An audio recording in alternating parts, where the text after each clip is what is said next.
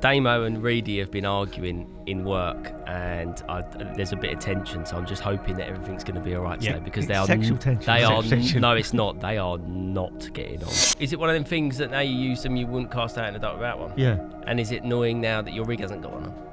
Yeah. Yeah.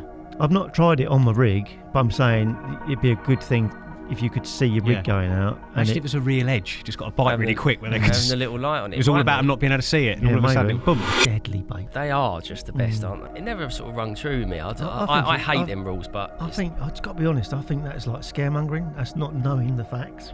And the lakes that are banned. A lot of the fishery owners I know, they're very, very protective of their fish, and they don't really want you to catch them. And they also want them big, which is also fair. Yeah. But it's not good for the angler, is it? Happy birthday, dear Damo. Oh, look at that. Happy birthday to you. Thinking Tackle Podcast. Welcome to the Thinking Tackle Podcast Uncut. As you can see, we've got no spooner today, so we can't really dig him out about the 50-pounders, but we have still got 50-pounders to look at. But we've got Damo and Tom in, and we've got a bit of a random one for you again today. We've got a little video that Damo's put together for something that we're getting requested for all the time, so we're going to show you that shortly.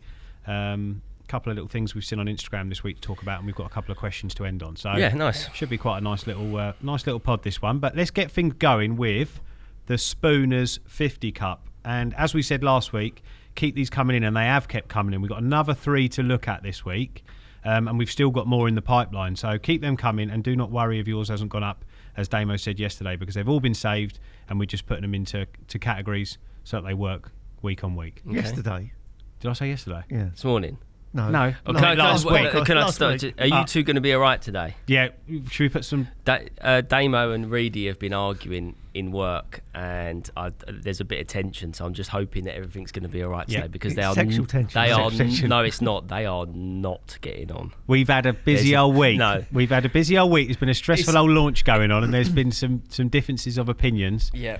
But unfortunately, Damo's is the one. Well, Damo thinks you were being stupid. Yes, he and did. he called you low IQ. What was it? Low IQ, stupidity. He's used a lot of words this morning since he's been sat here. And everything you sort of talk about at the moment is a bit bickery. Yeah. So can you please not bring that into the podcast? Okay. I loved when that was going on in the heat of the moment yesterday in the office, that you literally just put your chair back a little bit and just started eating some biscuits, just watching. You didn't say a word. You're looking at me going, "You're right," and then Damo look at you and you go, "You are right." Just like kept it going. Our tennis match. Yeah, but that's all good. But yeah, let's have a look at a few 50-pounders, because we've got some. Right, let me try and get this right. We have got, let's go, let me spin my mic around a little bit. So let's go for the very, very top one. That is Jack Crook, and that's actually from an embryo water, Fields Lake. It's the second 50-pounder for the complex as well, at £50.6. That is a right old carp. That's a nice carp, isn't it? That's unreal, isn't it? Yeah. Where's that one? Fields Lake, is that Oxfordshire?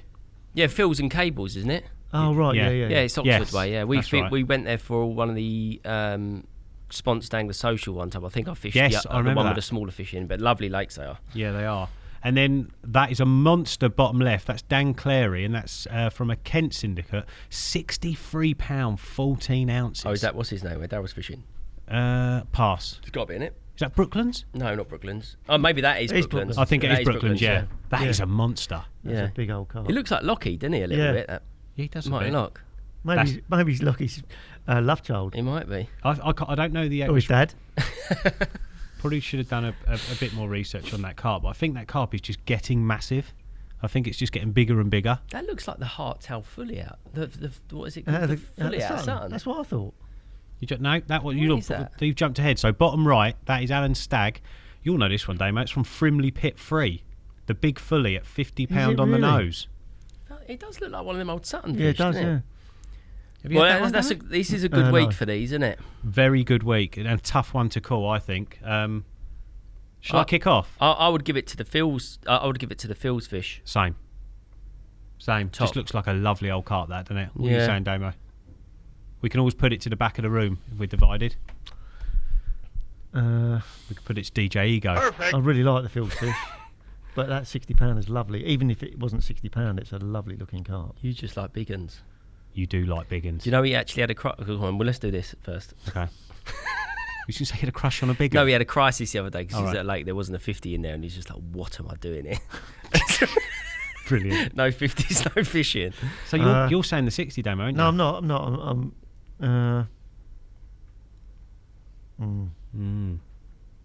He's unsure. Yeah.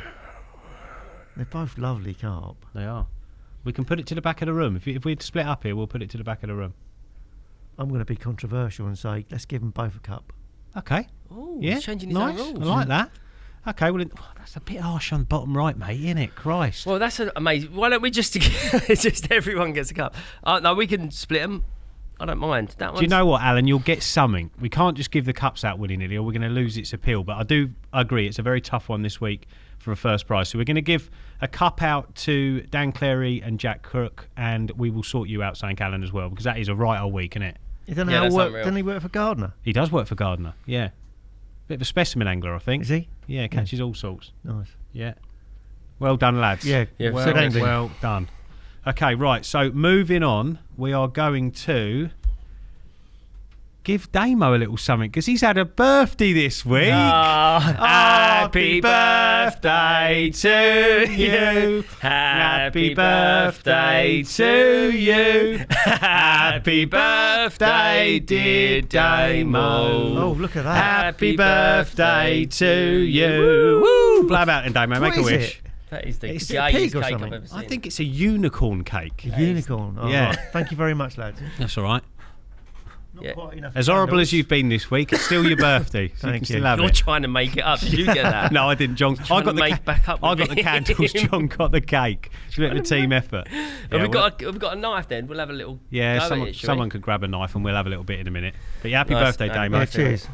Nice. We've had a couple of birthdays this week. We've actually got Big Kev behind the old monitor there. It was his birthday earlier on in the week as well. The Big mighty Kev. 4-0. Is he? Yes. He looks much older, doesn't he? You kept So that very 4-0 quiet. and 6-0 in the same year. In the That's same mental. year, yeah. Fuck right off. No, Damo's he's 50, isn't he? Damo's in his 50s. We'll take that. 54. Yeah. Okay, that's nice. Right. We'll wait for a knife and we'll have a little bit of that cake. We are going to move on to Damo's Spodlight. Now, we've talked about this quite a bit in this podcast, and Damo has, because it's something he regards as quite an edge, especially this time of year, Damo, don't you, when you're getting there in the dark. And you've done a little video. Did a video because I got messaged loads of times. I think you've had a few messages in your Tom. Well, I actually had I put it out last night to see what we could talk about today, and I've had a couple of messages saying, "Can you get Damo to explain the Spodlight?" So of people obviously want to know. Yeah. And to be honest, I'd quite like to see how it's set up. It's so simple if you can be bothered to do it. Yeah. If not, just buy them from Bite Light. He sells them. Yeah. But you can make them eat cheap enough. If you can make something, Damo, you're making it. Yeah, I am. That is just what you're like. Yeah. Here we go. So for those at home, I think we're going to try and whack this on our actual social media, aren't we, John, at some point? So hopefully that'll mirror when this comes out. So if you can't watch this and you're driving, you can only listen, you will be able to go and watch it either on the podcast or on our social media. So here we go. Let's have a look. Since the last podcast, I've been sent loads of questions about this. This is how to make the little spotlight that I put on the back of the spod to be able to see where the spod goes when it's pitch black. Really simple. You just need a few parts. Let's run through it. You need a small lithium 3-volt cell. I use a CR927, really small battery, a 3mm green LED, some self-amalgamating tape, and a small piece of plastic which is going to turn the light off before use. I've split the self-amalgamating tape down the middle, so it's just a bit easier to work with. You also need a pair of cutters, and I've got a bit of a screwdriver here just to fold the tails round. So all we do is we trim the tails down just a little bit. So we're going to take the screwdriver and fold the tails around it just to make it a bit shorter. Really simple. Okay, so we end up with something like that. We're going to put the battery in between the tails, so there'll be a right way and a wrong way. I'm not sure which way this is, so that's the wrong way. It's not come on. Turn it round, and then the light is on. Okay, that's really simple. So then we take the piece of plastic and we put it between the tail and the battery to stop the connection. Right, then we take a piece of this self-amalgamating tape. It's probably 30 millimeters long, something like that. It's really stretchy, and the self-amalgamating means it sticks to itself and creates a waterproof seal. So what we're going to do is we're going to wrap it around all of it, So you stick it down and you can pull it. It's really stretchy. You can see that. So basically I'm going to rotate the battery and the LED around to cover all the parts with the tape. It's quite fiddly to actually show you and do you at the same time, but I'm just covering everything to waterproof it, leaving the plastic clear at the end so I can pull it out when I need to use it. Just keep rotating, use all the tape, and basically you're sealing the LED around and on the battery. That's that. That's pretty much it. So what you'll do when you're fishing, I've got mine in a little box. I've got some little bits of tape already cut. You'll take another piece of tape. You'll pull this piece out. The light comes on. Take another piece of tape and tape that to the tail of your spod. And that's all you need to do. That light will stay on for 5 days. If you're really anal, you can take it all apart, disconnect the battery and reuse it. But they're so cheap, I'll just leave them on and just put another one on next time I need one. Is that good? Very, very good. And Easy. If you'd like 3 of those for nothing from Damo, He's all going you've got to do to make them all is off, put in isn't the it? comments, yes, please, I'd like them, and we will pick somebody at random and send you 3 that have been handmade by Damo. How about that? Yeah, easy. That's wicked. How much do you reckon that costs to get your little bundle together then to make a load of muff? Have you ever worked it out? You can get 20 batteries for about a £5. I think it's £3 or £4 for the LEDs. You get 50 or 100 in a box, and the tape's a couple of quid. I like the idea of making them. Yeah. Do you? Yeah. Is it one of them things that now you use them you wouldn't cast out in the dark without one? Yeah. And is it annoying now that your rig hasn't got one on? Yeah. Yeah. We spoke about this before. Yeah. Try and have one on your light on your leader that switched off when it hit the water, so you could see it. Have you ever tried it not switching off and see if it makes a difference? I've not tried it on my rig, but I'm saying it'd be a good thing if you could see your rig going out. And Actually, if it's a real edge, just got to bite really quick when they having the little light on it. It was all about them not being able to see it, and Yeah, all of a sudden, maybe. boom. That'd be worth trying it on a water where you maybe weren't so precious about getting bites and stuff, wouldn't it? Yeah. Just to see if you get pickups. Yeah. It's mad to me that you can see. I know you can really clearly see it, but it's a tiny little light that you can see it going out. It goes out miles, yeah. But I suppose it's the same sort of LEDs that are on like a Delkim, and you can Well, see them they're from tiny. miles. I had the big ones on before, and they were too bright. Yeah. Only because I was worried about fishing in the shallow water, and then the spot tipping up, the light going under the water. But I fished, mate, like, it hasn't made any difference in like 6 foot of water at night. It's proper therapeutic watching someone spom out one of them as well. I've Yeah. sat like next to them watching them do it for half a bucket, and it's like a cool thing to Wouldn't watch. be isn't it? watching you. Like firework display. How many? Cheers, Ed. How many spods you got going on here? I'll cut this up while we're talking. How many? So I've lost my chain of thought. I'll tell you one thing this is reminded me of as well that I used last time. When I went to Gigantica, I took one out. Is one of them little spomb bucket lights. Oh yeah, That's narf handy. Oh yeah. Well, I know you've used about used them for a while, and we've spoke about them, but they are a really good little bit of kit.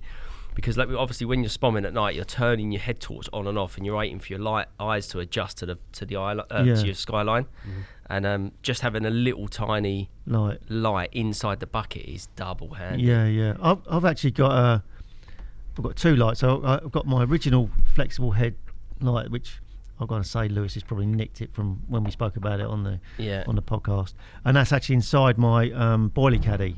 So I've just attached it to the back of it, and the head goes in, so I can just put the boilies in there, and it's very low light, so you can just see if you're filling your spot that's up. what you want though, isn't it? And then I've got an LED Lenser torch called a WR01, and it's got like a clip on the back, Right. and you can put it in your brolly spokes. You can rotate the head, or you can fit it on your bucket. It fits on the big buckets really well, and it illuminates that, so they're worth looking at. Yeah. Have you got an LED Lenser as a head torch? Yeah. Yeah, so have you got one of the new ones? Yeah. Nah, for a good bit of kit as well, that. Really Yeah. good, yeah. Have you got one? No. What one do you use? My one is I think it's something cat or something. What? Yes, I forget the make. Sounds of really it. good, mate. It's I got it from Go Outdoors actually. Well, you It is didn't blag good. it? No, I didn't blag it. No, I've got a tracker one, and I've got that one there that I got for. I think I got it for Christmas last year. The LED Lenser ones are brilliant. Really good, They've yeah. got the new ones have got like this slightly different like split rubber strap along the back of your head. I've got the Ridge Monkey one as well. And That's mega powerful. Really powerful. Another freebie. That was a freebie. Yeah, they're good. The My Ridgemont mate ones. Spooner uses them as well. Yeah, to be fair, it's really good. But the LED lens ones are the ones. The new ones are just unreal. Yeah. They've got a long battery life as well. But staying on that, what I just said there about the actual, like you said, because obviously it's nice being able to spom out that spom accurately in the middle of the night and all the rest of it. But there's not putting it on the rig. Like, why do you think no one's ever thought about doing that? Because it's all right having a horizon marker, but if you haven't got one, how good would that be having some form of tiny light facing back at you on the lead? So when it lands in the water, it's facing away from your presentation anyway. I don't think it's a problem. I don't. It's more the circuit being there. I think that might be weird. But years ago, I used to. One of my mates, Turtle used to run Gigantica. This is one of Dan's mates. I've been mates with Turtle for years. We used to go fishing in the winter together, and he's always trying crazy shit all the time. And he started using the isotopes, not like starlight, like a little the tiny snap and shake jobbies. Yeah. On a zig, like used to whip them onto the back of a bit of black foam and then fish them at zigs at night and catch loads on them. Yeah. So they're not scared of the light. Sometimes they'll eat it. Yeah. So they're not that scared of it. So I'm sure you could probably put when you're rigging, it won't make a difference. Do you know what I'm going to do? I'm going to grab a couple of you, Damon. When I go next week to Carp Arena, No, he's not. you can tie me up 10 or something. I'm going to try one Yeah, on a you're rod. still not getting on. Yeah, I know. He had his chance. Try it. It was like a little olive branch there, wasn't it? I think the only downside is it losing the battery in the lake. I don't think that's a good thing. There is a chance it could come off. Mm. One thing would be lowering from a boat out there, but you think it could come off in the fight, maybe? I just think there's a danger of you losing a battery in the lake, and I just don't think that's a good thing. No, I guess not. Is it not the on same with a rig. spom though? It could come off. Yeah, possibly, but the spod floats, doesn't it? So it's like Yeah, true. Love to know if it makes a difference, though. Just try it. Be an edge, Try wouldn't it, it? yeah. Give it a whirl. It's the type of thing that might work in the winter. That Yeah. because their senses are down and it's something to like. Ooh, Yeah. What's going on over there? Yeah, maybe. Well, that's good. But like I said, if you want a couple of them, drop Damo right in it there. He's going to have to make you a set. So stick in the comments that you'd like them, and we'll pick someone at random. It's getting Lucky you to Dan, work yeah. when you're not getting on. You can have 4, actually. Yeah, you can have 4 in case you lose one. Right, another thing we've seen, Tom, which you shared on your Instagram, which was from Joe's Carp Angle. Mm-hmm. It was our mate Jason Hayward who talked about a bloodworm bed. It's like something that you never see. Had you seen it before that video? No, I'd never seen it before that, and it wasn't until I saw that you realise you do rarely see them or ever see them, do you? Obviously reel them in on the hook quite a lot, but I've never been out in a boat even when I can see over the edge, seeing one going on. So obviously he's posted that video. Yeah. Got quite a lot of traction. Yeah. But you was No. So I watched it and I was like gobsmacked by it because I didn't. We've all obviously reeled in bloodworm before, and I always sort of thought they were in clumps out there in the silt for some reason. I think it's because when I used to fish the 2 and the 3 a lot, there was like these big areas of bloodworm, and sometimes I'd reel in like not a golf ball size, but like probably half a golf ball, that sort of size, like a 1 ounce lead, that sort of size of bloodworm, all on the hook. So I sort of thought they were all in clumps. Then I was in this video, Jason Hayward, of these bloodworm coming out the ground, and I couldn't believe how they're sitting there, and you can see why the fish must love them and gorge on them, and why they fizz up so much when they're eating them. Do you want to play the video quickly? Yeah, let's have a little look. We're going to play the video for anyone listening. Point of view was the bloodworm bed. I made a video of it. I'm not sure if you've seen it. I think was it on the? I have put it on YouTube. On YouTube, there's no bloody. It didn't come out of any. Is it on the Korda? Yeah, the Korda. They Podcast. Korda thing touched on it. Like, I'll send you a little bit of the video, Joe. Yeah. But actually seeing a live bloodworm bed. Yeah, so you can see them. I don't know when we touched on it. When in about a foot of water, and I get a stick. And I touch Must have been when you done the podcast with Rich. Huh? Must have been when we done the podcast with Rich, maybe. I can't remember that bit though. I listened to that podcast. It's incredible. But then he goes on to touch it with a stick, and they all shoot back into the silt. Right. And obviously they're aware of predators. It must be sort of sunlight, I think. Like the shadow on them scares them, goes back in. But then since I reposted it last night on my Instagram, and then I've since put something up, say what should we discuss today on the podcast, and quite a few people have said they're not bloodworm. Right. They're called tubifex. Tubiflex. Tubiflex. Right. 1 second, and I typed it into Grok. 'Cause everything's AI now, isn't it? No, it's tubifex. So tubifex worms, they famously sit proud of the silt. So they're the ones that are sitting out like that. They're not bloodworm. Right. And bloodworms sit in the silt similarly, but they don't sit out proud. So that isn't true. Oh, okay. Essentially, which is a shame because obviously that looks much better, doesn't it? But the bloodworm are fun. And then I've gone on to ask what what's more common, and the bloodworm are far, far more common than the tube effects worm. So I'm right. not sure that actually that's happening that much in the wild, and that's probably why not many people have seen it. I was just going to say, because obviously you can get bloodworm in quite large quantities, can't you, to actually put in mixes and stuff? I take it you can't get them. No, you can. The fish like eating them as well. Right. You can buy them both. Right, okay. But and the fish love them both, but it isn't bloodworm that sit out like that, Yeah. which is strange. But have either of you bought bloodworm in large quantities to put in bait? I have used it, yeah. Yeah, I feel like I've used it a couple of times. I It only didn't used work. it once. I can't remember. No, it didn't. Didn't make any difference. But No. I remember thinking, because obviously they're dead, aren't they? You buy them dead, don't you? Frozen, the ones I bought. I can't remember because Matt got them for me, and they were just a stinking mass of. yeah, I don't think they are dead. Oh, I No, thought the they're ones that not I dead. bought were frozen bloodworm, Oh, and right. then you chuck them in the bucket, they thaw out, and I just wondered whether I didn't have anything with them, it didn't make any difference. And I thought, I wonder whether they need to be alive for there to be, I know dead maggot's great, isn't it? So I wouldn't have thought it'd be the case, but I just wondered. I think I can imagine bloodworm gets eaten very quickly by small fish. Yeah, Like when we put it out, if there's nothing in there, obviously it will stay around a bit, and it's got to help. There's no way that the fish aren't going to like them, No. is it? Unless they're frozen and slightly off. Yeah. All of them sort of things. It's really important that they're fresh. yeah, Like when you see something like that, that's like heaven for a carp, isn't it? yeah, But then obviously if they're all dead and stinking and sitting on the floor, it's just not the same thing yeah, at all. And it's the same with casters and that as well. Like you need to get really good quality casters that are really fresh, crunchy, almost smell nutty. yeah. But as soon as they start stinking, they're not as good. I don't find anyway. No, that'd be interesting. I mean, like you said, with them shooting back in when he puts that stick in, you'd imagine a carp goes anywhere near him, they're it's gone mad. straight away. Yeah, I was gobsmacked by it. But then Yeah. it's a shame actually that they're not the bloodworm, because I don't think that is how they sit. The bloodworm are sitting in the silt, but they're sitting much deeper. But obviously, the carp are still properly burrowing in the silt for them, and there's thousands of them in a tiny little area. Yeah. So it's probably quite easy for them to gorge on them. Yeah. It's not like trying to get little tiny bits off the weed, like little Yeah. larvae and insects off the weed. I bet that takes ages for them to eat. Yeah. But that's quite an easy meal, isn't it? Have you googled or ChatGPT the like actual bloodworm beds being visible or anything? Can you actually see anything? No, Have a it's look. what, you mean a picture of it? Yeah, I just no, wondered it if it just looks- says tube effects. Yes, they sit proud and clustered above the silt. Okay. And then the big red cross bloodworms, no, they stay mostly hidden, Right. only briefly extending. Yeah.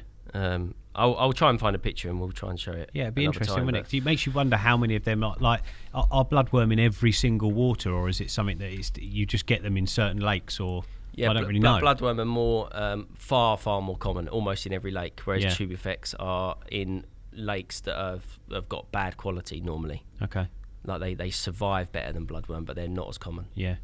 How's your cake? What are you laughing I was just thinking you'd be a tube effect. at? He's going to be all day against Low day, isn't quality. it? He's going to be all quality. Almost Always visible, Yeah. and low quality. Just about to say, just as I was saying, how's your cake? And he comes out with that. It's horrible, isn't he? That's Yeah. right, just another bit. He's wolfed that down. That, hasn't he? I know what he'll hold yesterday against you for a few days, and then you'll be fine. Have you had it before? Yeah, oh yeah, we Yeah. we have it all the time. Yeah. That's fair enough. I'll take But it. you've got to. I think you're always going to be all right with Damien, providing even if he thinks you're wrong, if what you're arguing about is for the greater good, Yeah. he's all right. Is that what you think? I think that. I Okay. think unless you were arguing something that was bad for Yeah, the no, situation. ours was a constructive conversation regarding the feasibility of what you were saying, and it's not long And it's term. difficult as well when you've got two people that are never wrong. That's always going to be a tricky little argument, I think. All carp portal and stuff. Would you say that he was wrong then yesterday? Yeah. You would. Yeah. I'd say he was in that And situation. would you say that he was stupid? What did you say? I think he went low IQ or stupidity, I think was his top word. because he wasn't getting it, was he? He wasn't understanding the. Yeah, I saw that. He sits on the fence so bad. It doesn't sit on the fence. No, he doesn't actually. He favours you all the time. Well, it doesn't. If I'm wrong, he'll tell me I'm wrong, and I'll. It does. Would you? Yeah. I think he was right yesterday. I think you were both right, I think we were both right, Okay. but but you were more stupid. yeah. No, you were both right, but you were being tenacious, which I liked. You were getting I know it, why were you're getting doing done. it, Yeah. but we can't continue doing that. Okay. In case we get caught. Can anyone feel the tension in it? Yeah. Yeah. Good. They're all panicking in the back of the room. Good. Right, let's move on to a couple of the questions that we've got this week. One of them we all liked because we do some form of it, which was, do you keep a logbook or journal of your fishing? And Damo is the king of that because he's actually even got an app that he uses for it. So when you finished your cake, you can tell us a little bit about that. App I know that Tom wouldn't be able to do it because he can't write in a neat enough manner. Oh, he's on me now. Yeah. He's on me now. Yeah, he's on you now. Okay, all right, I'm up for But it. yeah, I do. I use an app called Day One, which is really good. Okay. So you can have different journals within it for each lake you're fishing. All right, So- talk us through it a bit. We've got a screenshot on for people that can't Yeah, see so it. But I just have it puts in the weather, your location, and the date, and I just put notes in. I take photos of like the tree line, so I know where I'm casting to. Mark that, put the things, and just put what I've caught. Otherwise, I'll never remember. that looks really tidy, actually. That's actually really good. It's That. easy. Yeah, I hate to say it. Yeah. He's probably right on this occasion. Oh. Yeah, he's probably right. No, You're because really like you trying said, all of that. So basically, all of that is saving all that manual. You putting in your notes. The weather was warm. It was this. It was Yeah, that. 'Cause yeah. it's automatically reading all Yeah, that. and it puts the weather in for you. Wow. Okay. So all you're doing is just dropping photos in. So if I caught one, I'll put the picture in, put the weight on it. And Is that a whatever free else. app? Yeah, free. Yeah. What's it called again? Day One, Day One. Okay. really good. What is it for fishing? No, it's just a journal app. Oh, right. Which is, I mean, it wasn't my idea. It was Rich was using it first, and Adrian used it, and I just thought that's really good. I'm literally going to download that after this podcast and use that all the time That's now. good, that. Really I good. just use my notes in my phone. Yeah. Same. I've just got literally wraps. So swim, wraps, tree line marker. That's it. Yeah, that's what I do. But because you can drop the photos in that really easy. I like seeing the tree line marker, and then I'll put like a red line going down through it, so you can just put the wraps See on where it. it is. Because I'll never remember. Fox tried to do one of them, didn't they, years ago? But never really caught one of them. Swim mapper or something, I think it's Swim called. map. Yeah, I Oh don't yeah. know. Is that still a thing? Don't know. Not sure. I'm not sure No, I've seen it. don't think so. I know Cole Smith. There you go. I know Cole Smith does. He sells a little fishing logbook, which is again another quite old school thing that no one ever really thinks to buy or do. No. I suppose that's more of the. That looks like it's from the Second World War, doesn't it? It does. But you're. Fucking hell, £6. See, Cole needs you, doesn't he?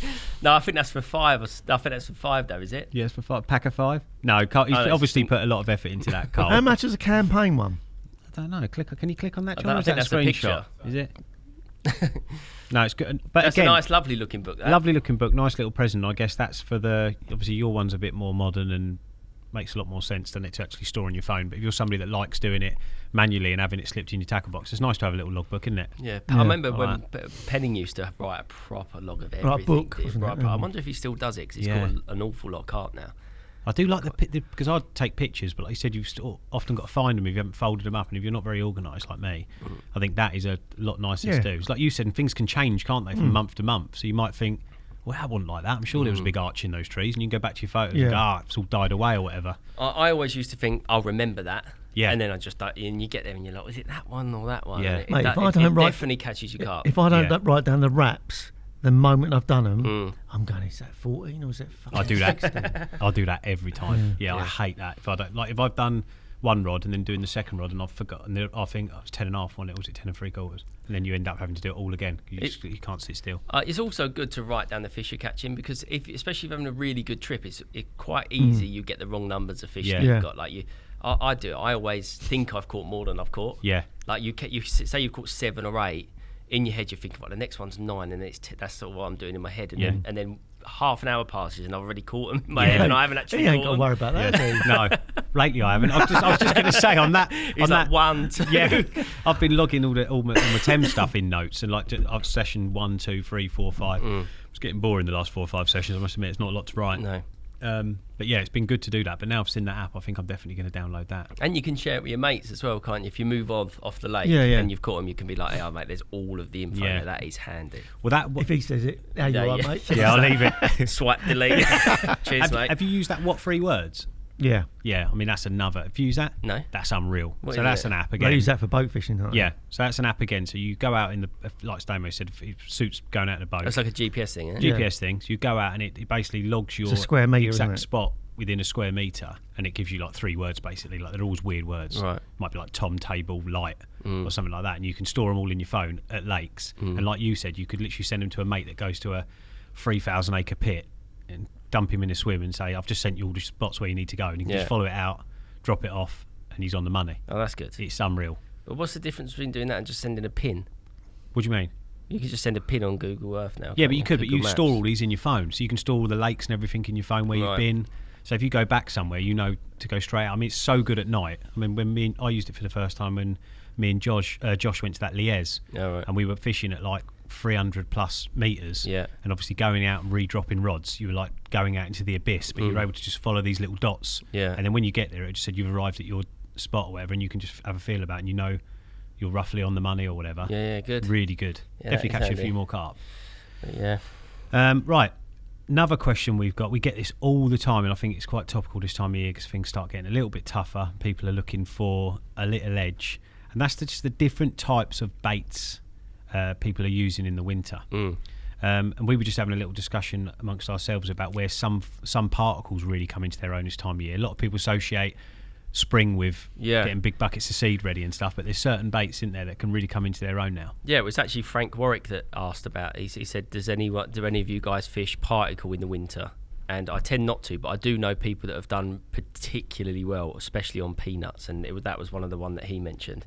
The annoying thing is you're not allowed in many places, but they are a very, very good bait. I think in the winter you need something that just goes through the fish really easily. I think they understand what goes through them and what gets clogged up. And I think heavy fish meals and that, which you would have been using 3 months ago, are not the one to use in the winter.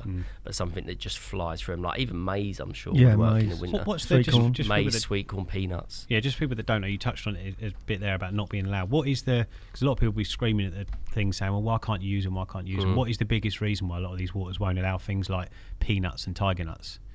I don't know. The preparation side of it, isn't it? Preparation, but it doesn't. It never sort of rung true with me. I hate them rules, but I think I've got to be honest. I think that's like scaremongering. That's not knowing the facts. And the lakes that have banned tiger nuts, they banned them back in whenever, because they were scared that the fish, the bait wasn't getting prepared correctly or whatever that is. But I tell you what, then I've got to eat a lot of that. Yeah. But also, why aren't these fisheries like linking up with somebody and saying, like, yes, you can use them, but they've got to come from such and such. So because I think it's easier to put a clean ban on something, because you say it's the same. It's tough with the bait rules, because really, as a fishery owner or manager, like if it was from my point of view, I'd sort of think I would want to give people the freedom to use whatever they want so they can fish. The joy of fishing is having options and trying to work out what's going on. And the more rules you've got, obviously, the less options there are, and the less it's actually fishing to me. Which is why I always try and fish places with less rules. But the whole bait thing, I think, if something's really good and it's overused, then it's not good for the lake itself, because the fish just eat that. They don't put on the weight, and spots go off because there's loads of the same bait on the spots and everything else. So instead of just saying you're allowed to use 2 kilos, which is really hard to police, because somebody, you need to go, bailiff needs to be able to go in the swim and say, oh, he's got maggots, he's banned. Not, oh, here's just this amount, and actually at night you put out 2 gallons. So I think it's just like a policing thing more than anything. But I think it ruins it. Yeah. I would like to be able to go to a lake and use whatever bait I want. As soon as you start going to a lake and it's like you're only allowed to use boilies and pellets, you're like, oh, all right. So what? Everybody's been doing that all year, and then I'm going to sit next to them and do exactly the same thing. It's like, oh. Takes away any edges. I think so, but... Tom don't care anyway, just use maggots. I'm getting a if I was bad a day for fishery owner, I myself. definitely wouldn't let you in. No. I remember when Dan started embryo, he's like, I'm black carded. I'm not allowed to go and fish them, which is knows your tricks. Out of order. No, but I'm not like that. We joke about it, but I'm not going to. I feel like there must be a way round this for a lot of waters, though, because like you said, it's that clear break. They know that not everyone's the same, so you're always worried that the'll be one idiot that will do it wrong or do. There must be a way round. The future of it getting less and less is obviously. But do you not think a lot of the fishery owners I know, they're very, very protective of their fish, and they don't really want you to catch them. And they also want them big, which is also fair, but it's not good for the angler, is it? No. Depends where you're. You can end up with maggots like being overused, and the fish get nothing out of it, and they end up rotting on the bottom or whatever. That happens on some lakes. Yeah. I mean, with tiger nuts and that, they were like a deadly bait when they first started getting tigers. They are just the best, aren't they? They're like, and so are maggots and what's its name. But when I look at somewhere like linear fisheries, I know they've not recently, but maybe the last 4 years, maybe banned maggots, 5 years or Yeah, something. you can tell. I think you can use. Is it 2 pints or something? Yeah, they've allowed some, which is I think fair enough. I think that's good. The only trouble is with things like that. I know I'm not saying this goes on every day, but 2 pints becomes 2 gallons quite quick, doesn't it? It does, but it stops everyone putting out 5 gallons. Yeah. Do you know what I mean? Yeah, and you're still going to get a large percentage of people that think, what's the point? Yeah, you might get some put it out at night or whatever, but it's not ever going to be enough to damage it. Whereas if you just completely allow them and they're really good and everyone puts out 2 or 3 gallons a night, then you get into sticky situations sometimes. But the reality is that linear fisheries allowed all baits pretty much. I think they still allow peanuts and they do actually, peanuts and tigers. They allowed all baits almost forever up until the last 4 years, but they thought that one of the problems in Oxleys when they had a fish kill might have been maggots, so they banned them. Right. But forever it's been one of the healthiest, best day ticket lakes or complexes in the country, isn't it? Yeah. So it's not, and you could do whatever you want there. It's like there was people using different things all the way around the lake. People enjoyed it because they could use whatever they want. The fish did good weights, and you never really had any trouble. I was just going to say to you there, because you're saying that you're allowed to do it, not within reason with the maggots, but if you walk around there today, I would imagine 80% of people are still using boilie, pellet and corn. Yeah. So even though they're allowed to use tigers and peanuts, it's not always the case where a fishery can think, if I allow it, that's all everyone's going to use. Not the case, is it? Well, everyone can't afford it either. No, it's just it's expensive. they're so expensive now, aren't they? Yeah, and the prep side of it, lifting your chest freezer up and grabbing a bag's a lot easier than sticking something on the boil, isn't it? Yeah. And draining it and checking it's not gone off. And yeah, no, it's an interesting one. But peanuts, going back to the peanut thing, they are very, very good bait. Yeah. Especially at this time of year. I know a couple of people that have completely destroyed places at this time of year on peanuts. So I think it's more that they can eat it. It just flies. Like if you use them, they're shitting it out all over. Just the map. straight peanut or? Yeah, I like bait. Just if you know you've got the right thing, just use that. Yeah. But then you get into a scenario where you're telling people to just use a bait that's probably not going to be good for them if everyone does just that. Yeah. So we're in a weird spot, aren't we, with it all? But Yeah. But they are good, Yeah. and so are tight. But so is sweet corn like that. Like if you just use clean sweet corn and it's the thing they want, then you're going to catch loads. Yeah. I think a lot of people won't do that because it seems like it's like a cheap, like been used forever sort of thing. They think the idea with sweet corn. A lot of people think the idea of a high quality, expensive boil is going to be miles better than sweet corn, don't they? Because sweet corn's just a cheap thing in a tin or a cheap frozen packet. They love it. They do love it. I reckon a lot of people get their eyes opened up if they fished heavy corn. Yes. When you eat it, it's really nice. I mean, Yeah. It's really sweet. Same as tigers. Yeah. Really sweet and crunchy. Just. What about outside of tigers and peanuts, Damo? Something that a particle that have you got an experience with any other particles in the I winter? haven't really fished them in the winter, to be honest. Yeah. You're not. You associate it with the spring, summer. Yeah. If I can use, like we've said like countless times, I'm going to use maggots and casters if I can use anything. Yeah. Interesting. I'm eating my cakes now. You're eating your cakes now, yeah. Excuse me, eating my cake now. What is everyone's plans over the next few weeks? Well, there's quite a bit going on, isn't there? Yeah, I haven't got my fishing. I've got work going on at my house, and I've got a trip that I've got to go on to Asia on Saturday, so that's for a week. When I get back from that, my house should be finished. My trips are done. We obviously just got back from Dodder as well a couple of weeks ago. Yeah. 3 weeks ago, whatever. Yeah, I think we've mentioned that a couple of times on the podcast. We've got a podcast lined up to chat all about that because it was a really epic trip, wasn't it? But obviously we're waiting for Spooner and Dovey to be present. Yeah. So since I got back from there, I haven't sorted my kit out, and I've just had lots going on, so I haven't thought about it, annoyingly. But end of November and then through December, Jan, Feb, I've got time, so yeah, that's going to be me fishing. What about you, Damo? You've kept going, yeah. I've got a really good trip this weekend. I'm going to a place called Frampton Court Lake with Dave G as a guest. Nice. Really old. I think it's like an estate lake with some absolute stunning carp. Nice. They get caught this time of year?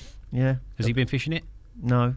But they have been getting caught the last couple of weeks, so I think there's a good chance. He's been there forever, Dave, isn't he? He knows it. You're not going to go there with no info, are you? No. Are you going to be able to share those if you catch them, or are they a little bit? Yeah, I think so. Yeah. I think so. That'd be nice. But they are epic. Like they're like Premier Division 1 carp. Yeah. Our ticket to get. I don't know. No. It's a long way. It's like 4.5 hours. Oh, okay. You not got a ticket? No. Bloody hell. It's the only ticket. It's the only ticket he hasn't got. Yeah. Every ticket you mention here, he goes, yeah, I've got that. Never going to fish it. Yeah, it'd be nice. Really looking forward to it. I hadn't seen Dave for ages. Be good social and yeah, nice. You know, that's what it's all about this time of year, isn't it? Yeah. I've got that next week. I'm going away with 4 mates to Carp Arena. You've got 4 mates. Yeah, That's 4 mental. yeah. 4 people. I'll like give them you. all a few quid each. We try and do something every year. We actually went. I think last year we went to North Bank. Year before we actually went to Carp Arena and fished Clover. That was really good. This year we're fishing Rosemere, which is the one you went on. It's been doing some fish as well. It's got really good winter form, so I'm confident we'll have them. We're filling the whole lake up. There's 5 of us, so I think we're going to condense it down to a couple of rods each, so we don't ruin it. But Are you calling it winter now, then? Yeah. is it winter? It's not winter yet, is it? Not winter, Autumn, mate. yeah. It's Did I say winter? Mate, it feels like summer Yeah, it out does. there. When we went up shop the other day, it felt like it was July, It's didn't like it? t-shirt weather. Yeah. We had this last year as well, didn't we? Because I Yeah. remember being over Raisbury end of October and it was mild, like Yeah. really like t-shirt weather. And it's like it now. It feels like to me like all of the weather's shifted. I'm sure we used to get like frosts end of October, beginning of November, first Yeah. frost, and it would be cold November, December. Yeah. Then it would start getting warmer at the end of Feb. But actually, the freezing cold weather is end of Jan, Feb, March now, isn't it? It feels Yeah. like it's done that. to Yeah, me. yeah. So like the next month or so is still a really good time, especially in It's slightly just deeper wet, waters. isn't it? Really pissing down with rain. We're isn't here. it? Yeah. Yeah, Do you know, yeah, we have had a normally I'd few be bits. pretty depressed about that, but because of what I said last week about the river, like this is heaven this week. Seeing it rain is like this. I think this is going to give me a chance. I'm going to go tomorrow night. I think now it's getting some rain in the river. I think I've got a chance now where I am. Did it not get too muddy? No, it's fine where I am. So, like I think I said last time, where my spot that I'm favouring for sort of autumn, early winter is right near a weir. Yeah. And where once that water picks up, it sort of runs down the river, pushes down the river, and then it gets drawn across and over the weir. But the bit to the left of me is almost like a bit basiny. Right. So you can just imagine what goes on. Like I think I touched on this before with the carp. Obviously, they don't want to be in that fast stuff. They don't want to get dragged over the weir, so they sit in this basin area. Yeah, yeah. And I think it's like a recipe for perfection, really. Right. But I just need to get them there. I don't think they're there at the moment. Right. I've baited and baited and baited. I've baited that spot since since beginning of the year. So You'll know when they turn up. You'll Yeah. get 2 or 3. won't you? yeah, I think that's what happened. Obviously, I haven't had that all year. I think I had 2 bites is the most I've had, but I've only done 2 nights a couple of times. Yeah. So it's been nicking 1 each night. But I think the rods are a bit more spread in this area, and I've got a chance of multiple captures hopefully. Multiple takes. Nice, Yeah. mate. Well, good luck. Yeah, one more would be nice. But yeah, well, this has flown, lads. The cake was lovely. Yeah, it was all right. Yeah, happy birthday. Yeah, really enjoyed Cheers. it. We're going to have. I think we're going to have Spooner back next time. He's fishing again, isn't he? He's fishing burners now, isn't he? Fishing In fact, he burners. might catch a 50. He might catch a 50. Probably not, though. The funniest thing is that he's gone away with his sales boys, and I mean, you know what's going to happen. One of them, like Guru lads or something, he's going to have a 50-pounder. Hopefully. And we'll have something to talk about. Yeah. here. Lewis or someone. Give Lewis a £50 cup. He shares an office with him all day. He can be going, I'll have another one in there, please. That'd be funny, but yeah. Thanks, lads. Really enjoyed that. Don't forget to like and subscribe, everyone. And don't forget to chuck your comment in for Damo's Spotlights. We're not going to let him get away with that. And we'll see you on the next one. Well done. Cheers. Well done for not arguing, lads. Yeah, well done.